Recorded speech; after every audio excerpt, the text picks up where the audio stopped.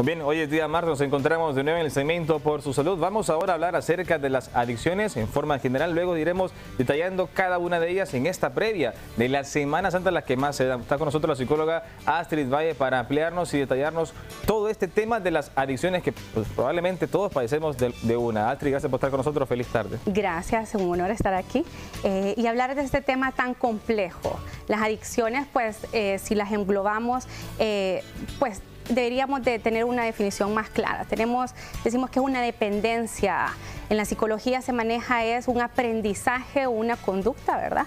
Que vamos a obtener una recompensa. Entonces, hay factores biológicos que trabajan dentro de nuestro cerebro que precisamente ayudan a que una adicción se vuelva una problemática en el individuo, en el ser humano. Así es. Bueno, comencemos así desde el inicio. ¿Qué es una adicción? Una dependencia a un comportamiento, a una sustancia, y es importante definir también qué son las cosas que nos van a provocar estas adicciones. Está dentro del ámbito de sustancias, está el alcohol, la nicotina, todo lo que son las drogas, y también dentro de ellas hay subtipos, ¿verdad? Dentro de las drogas tenemos las estimulantes, las depresoras, los opiáceos, etc. Y luego está la parte de comportamientos, esa adicción a comportamientos que podamos tener a la comida, a la tecnología, que esa es una de las adicciones que más está en auge en nuestros tiempos, a otros comportamientos que van a causar daño y se va a ver reflejado que el ser humano va a estar en problemas, ¿verdad? O tener diferencias en su entorno laboral, familiar y personal. Todo tiene su consecuencia negativa en las adicciones, ¿no? Así es, sí. En el caso, por ejemplo, de lo que es juegos del azar, lo que es drogadicción. Lo que hablamos detrás de cámara, ¿no? Exactamente. Llegar al límite. Llegar al límite, y ahí es donde se empiezan a ver comportamientos bien nocivos hacia la familia. La parte económica se empieza a ver afectada también. Gente que no entra en una conciencia, ¿verdad? O no tiene conciencia precisamente porque es como que si tuvieras tú secuestrado ¿cómo se llama? Tu cerebro, una parte específica del cerebro en cuanto a que la persona adicta va a buscar este placer en un comportamiento, ¿verdad? Entonces, en ese caso, ya empiezan a verse esos problemas familiares, económicos, en el ambiente pues laboral, etcétera, que van a ser perjudicados por esta adicción. Obviamente hay signos ya que se manifiestan en las personas cuando si uno es familiar de alguien y dice, bueno, este es adicto. Se dice vulgarmente, vos sos adicto a esto, adicto al otro, adicto al otro. Pero ya que una persona con gravedad de una adicción ya muy aguda, ¿qué momento uno puede detectar y decirle, bueno, ocupás especialista, ocupás un psicólogo, o sea, tenés que ir a tratarte eso ya? Ya para una adicción hay ciertos pues requisitos para así denominarlo como una adicción. Está la intensidad, la frecuencia, el gasto, por ejemplo, en cuanto a lo que es drogas, alcohol, también en cuanto a comportamientos de gastar mucho dinero, estar comprando excesivamente o compulsivamente. Entonces, al ver todos estos factores y también que las relaciones de este individuo estén perjudicadas, entonces ya nos va a llevar precisamente a determinar una adicción. Sí, porque también es interesante las familias que nos están observando, si alguien padece esto, por uno dice, bueno, vos sos comprador compulsivo, o sea, vos te quedas sin dinero y seguís y compras cosas a veces innecesarias, la mayoría de las veces. Entonces, ¿cómo hacer ese acompañamiento y que la persona entre en razón que ocupa tratamiento?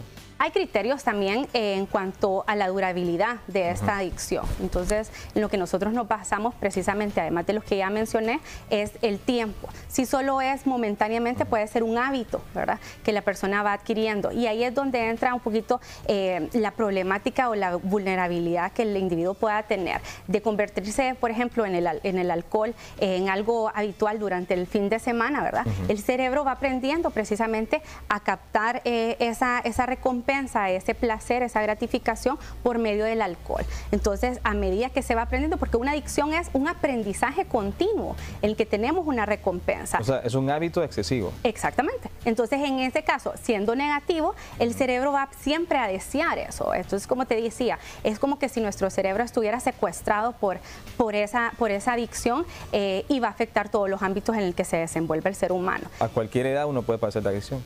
A cualquier edad, y los jóvenes, precisamente los adolescentes, están en un estado más susceptible, más vulnerable a eso, porque en la parte neurológica todavía se está desarrollando el ambiente de recompensa, ¿verdad? Hablemos de los niños. ¿Cuáles son las adicciones más comunes en los niños, si es que tienen?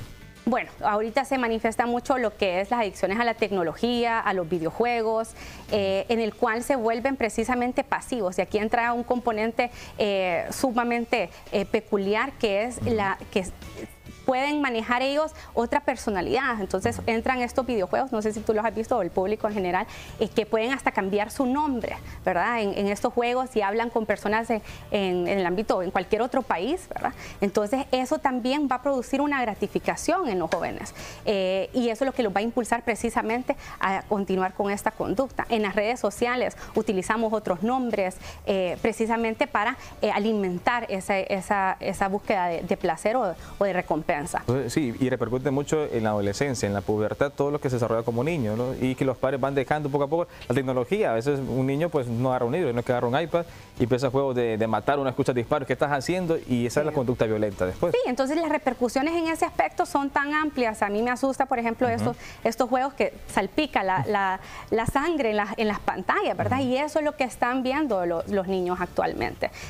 Pues nuestra sociedad, lamentablemente, con tanta violencia, ya no hay un pudor en cuanto a las noticias que se dan, ¿verdad? Que se publican, vemos en un semáforo la cartelera del periódico. Sí, en Facebook, o sea, está al alcance. Exactamente, pero ya relacionado un poquito con la parte de adicción, hay tantos comportamientos en el ser humano que pueden crear, incluso algunos que nosotros podamos ver como positivos. Ahora se maneja entre los trastornos alimenticios la vigorexia, relacionada con, por ejemplo, la bulimia, la anorexia en sí, ¿verdad? Ahora está la vigorexia, que son esta gente que está obsesionada con todo lo que es salud física y alimenticia. Entonces son las que por bastante tiempo, no solo por momentáneamente, van a medir todo lo que van a comer, saben qué calorías hay en cada cosa que te vas. ¿Eso es bueno o es malo?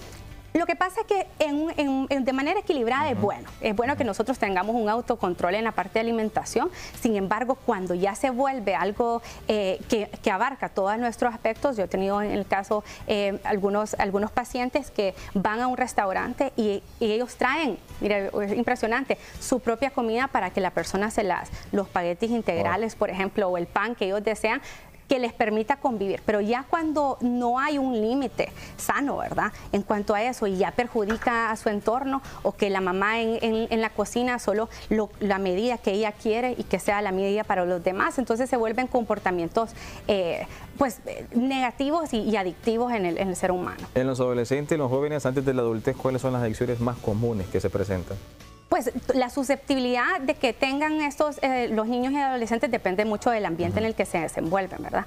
En nuestro país específicamente el uso de drogas y de alcohol, de nicotina igualmente, porque a pesar de que hay ciertas regulaciones a eso, es fácil accesarlo, ¿verdad? Ahorita estamos en preámbulo, lo de que es Semana Santa, es el tiempo que más se consume alcohol en nuestro país y vemos cómo es tan accesible. Si hay un menor de edad que no puede precisamente comprarlo, lo que hace es buscar a alguien más, un hermano, un amigo, que precisamente les facilite el consumo. Entonces, esa habitualidad, ¿verdad? Ese aprendizaje no solo va a impactar en nuestro funcionamiento como seres humanos, sino que también va a impactar en nuestra estructura cerebral. Hablemos del tratamiento, Astrid, como una persona adulta que tiene una X adicción, ¿cómo es el tratamiento psicológico para esta persona? ¿Cuánto dura?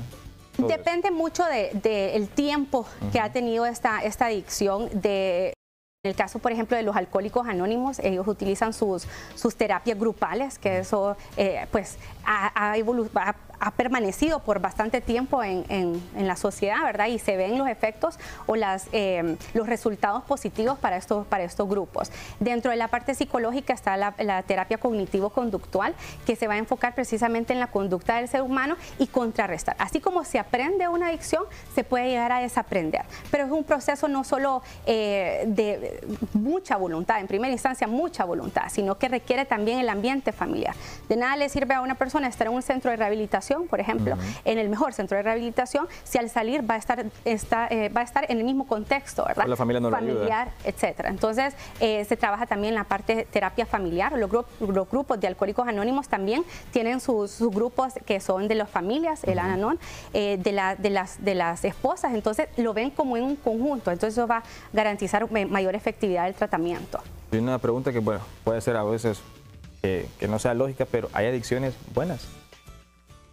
Cuando es adicción ya no es un comportamiento ya no es considerado un comportamiento beneficioso. Significa que ya controla, que ya crea una dependencia. Hábitos es importante tener, por ejemplo, alimenticios, de ejercicio, todo lo que involucra la salud mental, ¿verdad? Pero cuando ya nos enfocamos y hay una dependencia de que si no hago esto, no voy a funcionar o me frustro, y este tipo de consecuencias, entonces ya no se va a convertir en algo positivo. Hablando de comportamientos también, bueno, tocaste el tema de tecnología, pero el comportamiento en sí de una persona también se puede convertir en una adicción, ser alguien arrogante, ser alguien hipócrita o no. No, está más ligado a lo que son consumos de sustancias y a comportamientos del ser humano. Parecido a lo que tú querías manifestar, por ejemplo, la adicción a las compras, ¿verdad? Esa satisfacción que se tiene de pasar la tarjeta. Hay otras adicciones un poquito más poco comunes, pero que hay. Si tienen la curiosidad de ver estos documentales de Discovery Channel y este tipo de canales que ven adicciones a comer detergente, a comer los aerosoles, a ponérselos en la boca.